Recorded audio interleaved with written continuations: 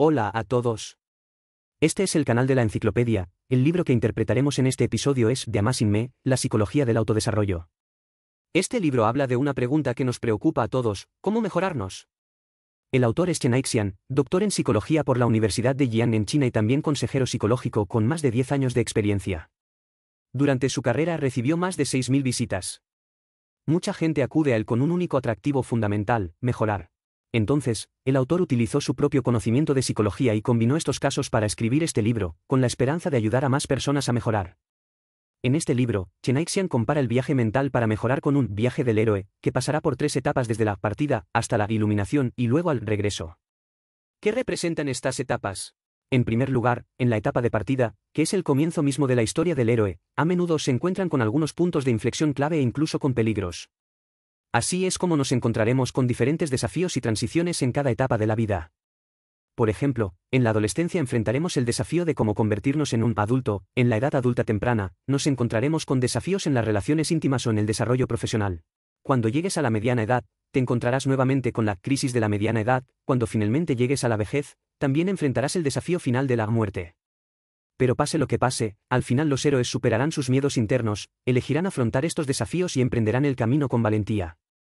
Nosotros también elegiremos proponernos enfrentar estos desafíos para ser mejores. Luego viene la etapa de iluminación, que es una etapa crítica para el crecimiento.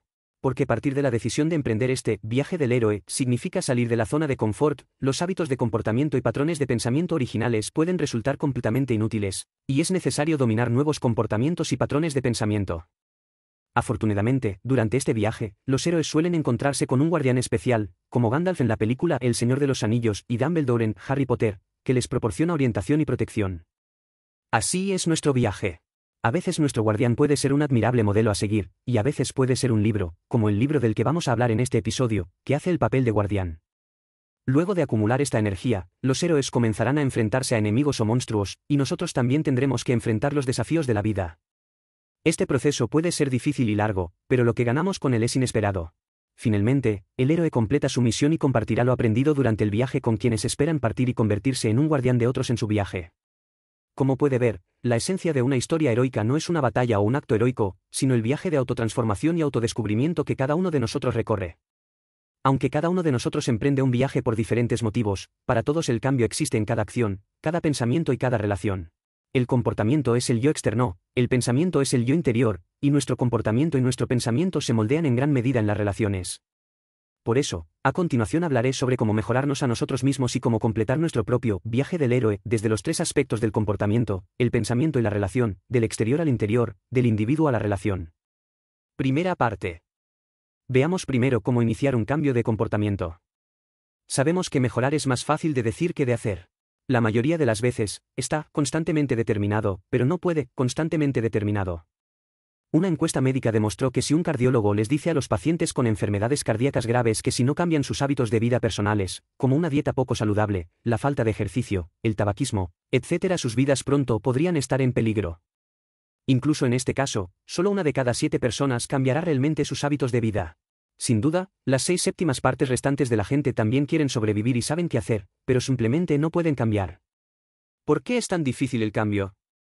Para responder a esta pregunta, primero debemos entender qué es el cambio. El autor dijo que la esencia del cambio de comportamiento es reemplazar viejas experiencias por otras nuevas mediante la creación de otras nuevas. La razón por la que el cambio es difícil es porque la vieja experiencia es demasiado fuerte y no es fácil salir de la zona de confort psicológico. A primera vista, suena un poco cliché: ¿no es la zona de confort psicológico simplemente un entorno cómodo y familiar? Naturalmente, no es fácil abandonar ese entorno. Por ejemplo, algunas personas encuentran un trabajo estable y cómodo en su ciudad natal. Aunque no les da una gran sensación de logro, es relativamente cómodo. Con el tiempo, ya no quieren enfrentar dificultades ni desafiarse a sí mismos. Esto es comprensible. Pero, ¿es realmente así? De hecho, no del todo. Por ejemplo, la zona de confort psicológico no necesariamente significa un ambiente de vida confortable, como el personaje Old Bo de la película The Shawshank Redemption, cuando estaba a punto de ser liberado después de cumplir 50 años de prisión. No solo no estaba lleno de alegría, sino que incluso dudó en matar a alguien con un cuchillo para poder seguir cumpliendo su condena en prisión. Verá, la prisión no es cómoda, pero es la zona de confort psicológico de Lao Bu. Por poner otro ejemplo, abandonar un entorno familiar no significa necesariamente salir de su zona de confort psicológico. Algunas personas, después de cambiar de lugar o de trabajo, inmediatamente sufren un cambio radical. Pero todavía hay muchas personas que no han cambiado. Entonces, ¿qué significa salir de la zona de confort psicológico? El autor nos dice que solo cambiando la forma en que respondemos podremos realmente salir de nuestra zona de confort psicológico. Así que, ¿cómo se hace? En primer lugar, podemos utilizar el principio de los pequeños pasos para dar el primer paso hacia el cambio. Significa dar un pequeño paso en el camino del cambio, empezando por lo más pequeño y logrando un pequeño éxito. Acumula experiencia a través de pequeños éxitos continuos para proporcionar motivación psicológica para el siguiente paso, de modo que los cambios sean más fáciles de seguir. Por ejemplo, Alcohólicos Anónimos es probablemente una de las organizaciones más exitosas del mundo en ayudar a las personas a cambiar. 2,1 millones de personas buscan ayuda allí cada año y hasta 10 millones de personas logran dejar de beber allí. ¿Qué hizo Alcohólicos Anónimos? Tiene el famoso método de los 12 pasos. El primer paso en este enfoque es admitir que no hay nada que podamos hacer para lidiar con el alcohol. ¿Qué significa? Primero admite que estás fuera de control. De esta manera, no tenemos que centrarnos en cosas que no podemos controlar. Luego, Alcohólicos Anónimos utiliza el principio de pequeños pasos y exige a los miembros que establezcan el principio de un día a la vez, lo que significa que no debes hacer la promesa de dejar de beber o no tocar nunca el alcohol por el resto de tu vida. Solo prométeme que puedes hacerlo 24, simplemente no bebas alcohol en cuestión de horas. ¿Qué pasa 24 horas después? Es un nuevo día, ponte nuevas metas. Con la ayuda de este principio de pequeños pasos, muchas personas han podido deshacerse del alcoholismo. Por lo tanto, el enfoque del principio de los pequeños pasos no es el resultado, sino la acción aquí y ahora. Concéntrate en el pequeño paso que puedes dar frente a ti y hazlo bien. El principio parece muy simple, pero el poder del principio de los pequeños pasos es grandioso. Érase una vez una historia así. Un viejo monje y un joven monje bajaron de la montaña a pedir limosna. Cuando regresaron al pie de la montaña ya estaba oscuro. El pequeño monje miró hacia adelante y le preguntó preocupado al viejo monje: «Maestro, está tan oscuro, el camino es tan largo, hay acantilados y todo tipo de monstruos en la montaña, y solo tenemos esta pequeña linterna, ¿cómo podemos llegar a casa?». El viejo monje lo miró y dijo 3 palabras con calma: «Mira tus pies». Mirar tus pies es de sentido común, pero este es el proceso de cambio. Si te preocupan los escarpados caminos de montaña y las bestias salvajes, entonces no te atreverás a dar un paso adelante. Si simplemente te dices que debes mirar tus pies con claridad, es posible que un día mires hacia atrás y descubras que has llegado muy lejos mientras caminas. Aprendimos que pequeños pasos pueden marcar una gran diferencia. Pero a veces, incluso si las personas logran dar el primer paso hacia el cambio, es fácil darse por vencido a mitad del camino. Entonces, ¿cómo podemos solidificar las nuevas experiencias en hábitos duraderos y ya no retirarnos a una zona de confort psicológico llena de tentaciones? Podemos utilizar el poder del campo ambiental.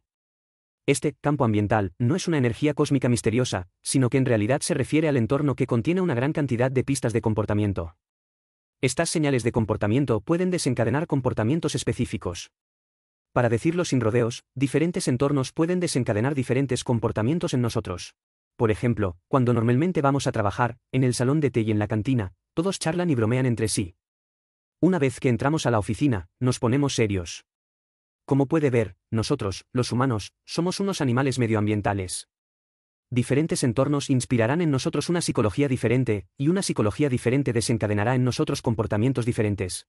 Sabiendo esto, podemos tomar la iniciativa para aprovecharlo, utilizar diferentes entornos para darnos diferentes pistas psicológicas y realizar cambios sutiles en nosotros mismos. En el libro se da un ejemplo, que es el propio ejemplo del autor Chen Aixian, quien dijo que este libro se completó en la sala de estudio de la Biblioteca Provincial de Yian. De hecho, tiene una sala de estudio en casa, y como consejero psicológico, él no necesita hacerlo. Cuando trabajas, tienes más tiempo libre y puedes pasar mucho tiempo en casa. Pero dejó la sala de estudio de su casa sin usar y tuvo que ir hasta la biblioteca para escribir un libro. Simplemente porque no importa lo bonita que sea la sala de estudio de casa, siempre pensamos inconscientemente que el hogar es un lugar para descansar y relajarse. Como la biblioteca está llena de personas que estudian seriamente, naturalmente estarán más motivadas. Este es el cambio que nos trae el campo ambiental, así que si sientes que no estás lo suficientemente motivado para hacer algo y no puedes persistir, también puedes intentar cambiar el entorno, tal vez tenga un efecto diferente. La segunda parte. Para llegar a ser una mejor versión de nosotros mismos requiere no solo cambios en el comportamiento, sino también el funcionamiento efectivo del pensamiento interno. Muchas veces lo que nos impide ser mejores no es nuestro comportamiento, sino el pensamiento conservador y rígido detrás de nuestro comportamiento. Dijimos antes que el cambio de comportamiento requiere salir de la zona de confort psicológico y reemplazar viejas experiencias por otras nuevas. Los cambios en la forma de pensar también requieren reemplazar el viejo pensamiento por otro nuevo. Entonces, ¿qué tipo de patrones de pensamiento obstaculizarán nuestro cambio? Este libro menciona 3 tipos típicos de pensamiento: pensamiento fijo, pensamiento debería y pensamiento absoluto. Veámoslos uno por uno. El primero es el pensamiento fijo. Una característica típica de las personas con mentalidad fija es que tienen la pesada carga de probarse a sí mismos. Su atención no se centra en cómo hacer las cosas, sino en cómo mantener soy fuerte. Por ejemplo, es más probable que se rindan cuando se enfrentan a un desafío porque les preocupa que una tarea difícil pueda revelar que no son lo suficientemente buenos. Por poner otro ejemplo, pueden pensar que si algo se puede lograr mediante el trabajo duro, es vergonzoso e indica que no son lo suficientemente capaces. Aunque este tipo de pensamiento salva las apariencias y evita la ansiedad, también se convierte en un obstáculo para ir más lejos. El segundo tipo es el pensamiento debería ser así. Por ejemplo, si he estado holgazaneando recientemente, debería comprar algunos libros para enriquecerme; si he estado comiendo en exceso recientemente, debería conseguir una tarjeta de fitness y hacer ejercicio. Sin embargo, a menudo es difícil tener éxito cuando se hacen cosas con este tipo de pensamiento. Porque el pensamiento debería no produce los cambios que queremos. Porque el pensamiento debería, dice el autor, es esencialmente una forma de imitación. En pocas palabras, en realidad no quiere trabajar duro, solo espera satisfacer la idea de que debe trabajar duro, en su corazón mostrando sus esfuerzos. El tercer tipo es el pensamiento absoluto. La permanencia, la universalización y la personificación son los 3 métodos de procesamiento del pensamiento absoluto. Por ejemplo, después de desenamorarte, si sientes que nunca volverás a amar, esto es permanente. Por otro ejemplo, de un cuervo negro se generaliza a todos los cuervos del mundo; de alguien siendo injusto conmigo se generaliza a todo el mundo siendo injusto conmigo, esto es generalización. Finalmente, si pensamos que las cosas malas son culpa de otra persona o que son culpa nuestra, esto es despersonalización. Una vez que se adopta el pensamiento absoluto, es difícil para la gente ver la esperanza de un cambio. Si queremos convertirnos en una mejor versión de nosotros mismos, necesitamos una forma más flexible de pensar y reemplazar el viejo pensamiento por uno nuevo. ¿Qué debemos hacer? Si el cambio de pensamiento se compara con un río, entonces para que un río fluya, primero que nada, debe tener la tensión generada por la brecha entre el nacimiento y el final del río. Por la brecha entre la realidad y los objetivos cuando hacemos las cosas. El poder del río; en segundo lugar, el cauce del río que controla la dirección del río es esencial, y el cauce del río es la forma de hacer las cosas; finalmente, también debe tener la fuente de agua viva que se repone constantemente, y la fuente de agua viva aquí se refiere al contacto con la realidad. No entraremos en detalles sobre la motivación para mejorar, todo el mundo la tiene. A continuación, nos centramos en las formas de pensar que pueden conducir a un comportamiento eficaz y en cómo utilizar estas formas de pensar para convertir la motivación en acción. Este libro menciona 2 métodos particularmente prácticos, a saber, la dicotomía del control y el pensamiento cercano. Primero, hablemos de la dicotomía del control. Como consejero psicológico, el autor descubrió que el problema de la mayoría de las personas es que siempre intentan controlar cosas que no pueden controlar. Hay muchas cosas en la vida que no podemos controlar; por ejemplo, no podemos controlar nuestro pasado o el entorno en el que vivimos.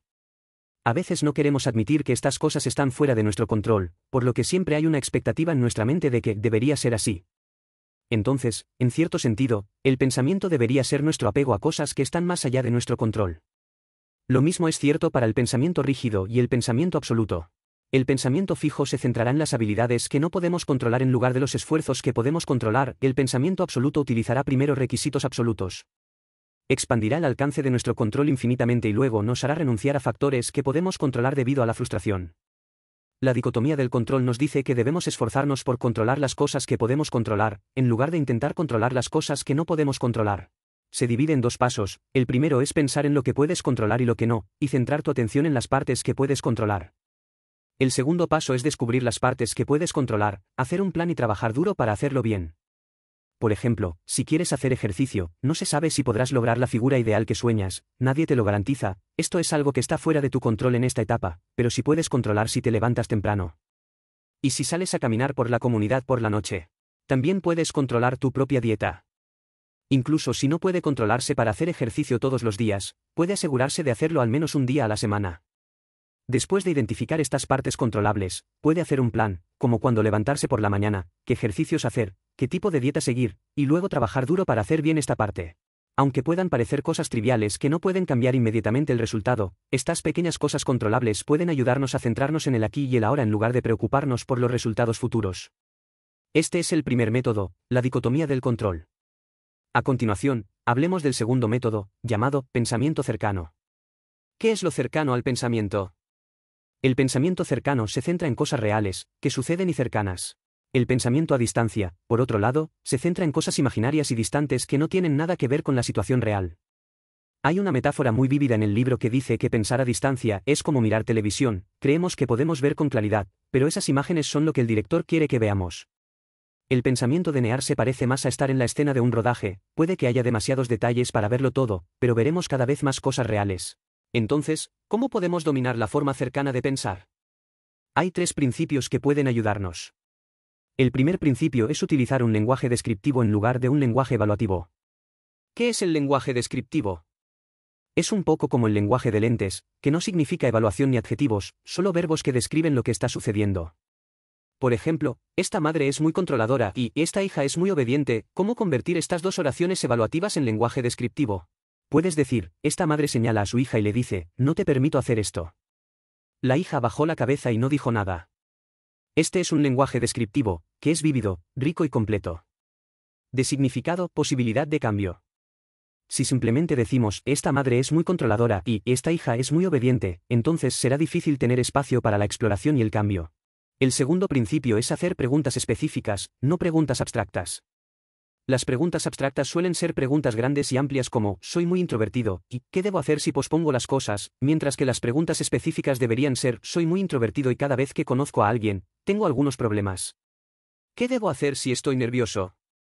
Estas preguntas pueden estimular aún más el pensamiento. Por ejemplo, ¿es posible que desees saber qué personas que conoces se ponen nerviosas fácilmente y cuáles no? ¿En qué situaciones te pones nervioso fácilmente y en qué situaciones no? Solo viendo lo que sucede en el proceso de llevarnos bien podemos descubrir las partes que podemos controlar y encontrar posibles salidas. El tercer principio es centrarse en lo que puede hacer ahora, en lugar de centrarse en el resultado. La mayoría de la gente quiere ver algo antes de poder creerlo. Y a veces, primero necesitamos creer e invertir antes de poder ver lo que queremos ver. Si siempre visualizamos en nuestra mente las consecuencias de nuestras acciones, perderemos la capacidad de actuar. Hablando de eso, resumamos brevemente. Es posible que descubra que, ya sea el principio de los pequeños pasos en el cambio de comportamiento o la dicotomía del control y el pensamiento cercano en los cambios de pensamiento, parece que se enfatiza una cosa todo el tiempo. Sí, el comportamiento y el pensamiento están integrados.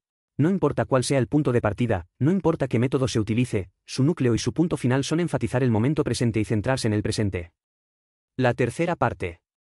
Anteriormente discutimos cómo promover cambios de comportamiento y también discutimos los patrones de pensamiento detrás del comportamiento, todos ellos considerados desde una perspectiva individual. A continuación, cambiemos de perspectiva y hablemos de cómo mejorarnos desde una perspectiva más amplia. Esta es la perspectiva de las relaciones. Este libro dice que en el pasado pensábamos que era la personalidad la que afectaba lo que pensamos y hacíamos, pero en realidad no es así, es la relación en la que estamos la que determina nuestros pensamientos y acciones. Por ejemplo, los introvertidos pueden ser tímidos y no saber qué decir cuando hablan con extraños, pero frente a amigos conocidos se divertirán mucho y hablarán mucho. Por poner otro ejemplo, las personas con baja autoestima siempre se subestimarán a sí mismas a la hora de hacer las cosas, pero si en una determinada relación hay alguien que cree sinceramente en ellas y las aprecia, también adquirirán mucha confianza. Como ves, hay una gran ventaja en entenderse a uno mismo desde una perspectiva relacional. Es diferente de una perspectiva individual. No es necesario etiquetarse como sensible e introvertido, inferior o seguro. Puedes aprender desde diferentes perspectivas, puedes descubrir una versión diferente de ti mismo en las relaciones e incluso puedes buscar una relación que te permita desempeñarte mejor. Por lo tanto, muchas veces si estamos insatisfechos con el status quo pero no podemos hacer cambios, puede que no sea nuestro problema personal, sino que hay un problema con la relación que mantenemos. Entonces, ¿qué problemas surgirán en nuestra relación? En este libro, el autor enumera muchos problemas que se encontrarán en las relaciones. Aquí elegiré 2 escenas particularmente comunes en la vida para hablar con usted. El primer escenario es, todo es culpa tuya. Debes estar familiarizado con esta frase, muchas veces escucharás acusaciones como esta. Por ejemplo, algunas personas dicen, he dicho hace mucho tiempo que cuando sucede algo, primero debes buscar las razones en ti mismo. ¿A quién culpas si no escuchas? El significado detrás de esta frase es, ¿por qué no puedes buscar las razones en ti mismo? Es tu culpa. Para poner otro ejemplo, algunas personas dirán, puedo cambiar, siempre y cuando la otra persona sea más amable y considerada. El significado detrás de esta frase también es, como tú no has cambiado, entonces yo no puedo cambiar, es toda tu culpa. Todos estamos familiarizados con estas escenas, pero mucha gente no está tan familiarizada con las razones detrás de ellas. Entonces, ¿cuál es la razón? De hecho, como hemos mencionado antes, no nos miramos a nosotros mismos desde una perspectiva relacional, sino desde una perspectiva individual. La perspectiva individual puede llevar fácilmente al pensamiento causal y hacernos sentir que es la personalidad de una persona la que causa la relación. Problemas, por ejemplo, debido a que la madre es muy controladora, tanto su esposo como sus hijos tienen objeciones hacia ella, y ese pensamiento causal conducirá a pensamientos correctos e incorrectos, lo que significa que todo es culpa de la madre. Sin embargo, el autor dijo que los comportamientos de las personas en las relaciones se moldean entre sí, y no hay una causa y un efecto claros, ni tampoco hay un bien o un mal claro. Para decirlo sin rodeos, tales acusaciones son una especie de comportamiento de culpar. En realidad, requieren que otros asuman la responsabilidad de nuestros sentimientos, evadiendo así inteligentemente nuestras propias responsabilidades en las relaciones interpersonales. Si la responsabilidad pertenece a la otra parte, entonces, naturalmente, no es necesario cambiar qué. El segundo escenario es, todo es culpa mía. Al contrario de, todo es tu culpa, todo es mi culpa, significa querer responsabilizarse de los sentimientos de los demás, asumir responsabilidades que no deberías asumir y dejarte caer en una culpa innecesaria. Esto en realidad es, asumir la culpa. Esto es muy común, pero mucha gente no se da cuenta. Por ejemplo, el autor Chen Aixian participó una vez en un salón de asesoramiento psicológico. Un miembro de la audiencia en el lugar tuvo tales problemas. Este miembro de la audiencia dijo, tengo un amigo que se ha sentido infeliz recientemente. Sospecho que tiene depresión. Lo persuadí mucho. Cada vez, se negó a ir a terapia psicológica. Como amigo, me siento muy culpable al verlo deprimirse día a día. Detrás de esta frase hay en realidad una expresión de, todo es mi culpa, todo es mi culpa. Por favor, avísele cuidadosamente para que no busque asesoramiento psicológico. Entonces, ¿cuál es la causa fundamental de, todo es culpa mía? La razón es que, en lugar de soportar la culpa y el sentimiento de culpa, estamos menos dispuestos a admitir que somos impotentes en una relación importante, y el sentimiento de impotencia es insoportable. Pero el autor también nos recuerda que ayudar a otros sin un sentido de límites no solo nos hundirá en emociones negativas, sino que incluso puede dañar nuestras relaciones. Al igual que dos huevos, cada uno con su propia cáscara, no importa cuánto quiera acercarse a otros huevos, solo puede esperar convertirse en huevos en la misma canasta, pero no puede esperar convertirse en el mismo huevo. Tan cerca que es fácil superar las probabilidades. ¿Por qué hay tantos problemas interpersonales en la vida? A través de los dos escenarios anteriores, podemos encontrar una razón común: la mayoría de los problemas interpersonales en realidad son causados por la incapacidad de distinguir qué es asunto de otras personas y qué es asunto propio. Al igual que cuando la gente dice, todo es culpa de los demás, en realidad están pasando su propia responsabilidad a los demás, mientras que, todo es culpa mía, es lo contrario, asumiendo las responsabilidades de otras personas y soportando cargas innecesarias. Una parte siempre culpa a la otra, y la otra parte siempre siente que todo es culpa suya. En tal relación, las dos personas están estrechamente relacionadas entre sí y se torturan mutuamente. Quieren separarse pero no pueden cambiar. Entonces, ¿cómo construir una relación nueva y saludable? La respuesta es obvia. Así es, debes distinguir claramente qué es asunto de otras personas y qué es asunto tuyo, cuáles son las emociones de otras personas y cuáles son tus propias emociones, y establecer límites interpersonales saludables. En psicología existe un término propio para este método, llamado separación de temas. La separación de proyectos es una teoría propuesta por el psicólogo Adler, que dice que la clave para resolver problemas interpersonales es distinguir entre cuál es tu proyecto y cuál es mi proyecto, y luego hacer un buen trabajo en cada uno de ellos. Eso es todo. ¿Cómo determinar quién es el responsable de un proyecto? De hecho, es muy simple, depende de quién soportará las consecuencias directas de la acción. Quien soporte las consecuencias directas será el responsable. Por ejemplo, el autor Chen Aixian dijo que el problema más común en la consulta es el enredo emocional entre padres e hijos adultos. Los padres sienten que no importa la edad que tengan sus hijos, siguen siendo niños, con poca capacidad de autogestión y mentes inmaduras, por lo que se preocupan por todo y en ocasiones ni siquiera quieren que sus hijos salgan de casa y se vuelvan independientes.